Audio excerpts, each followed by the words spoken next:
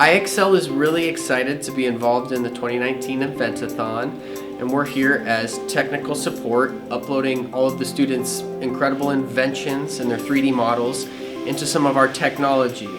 IXL uses visualization technology to rapidly prototype things in the digital space, so that's what we're doing here with the students today. We're taking their inventions and their designs and then we're importing them into our augmented reality system so that they can give the audience and the judges a different perspective of their inventions.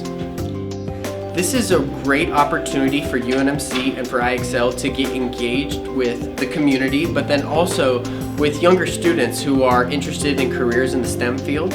So we can really be there to support them, to show them what's happening in the healthcare profession, what's happening with technological advancements in things like visualization, rapid prototyping, and 3D printing, so that they can see what's possible if they really put their imagination and their skills to the test.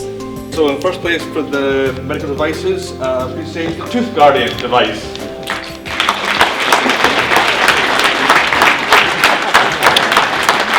I think events like this are really cool. It's a chance for us, people that are more engineering minded or whatnot, to compete, see how good they are, get hands-on experiences, chances to mess with the materials and things they wouldn't otherwise be able to mess with.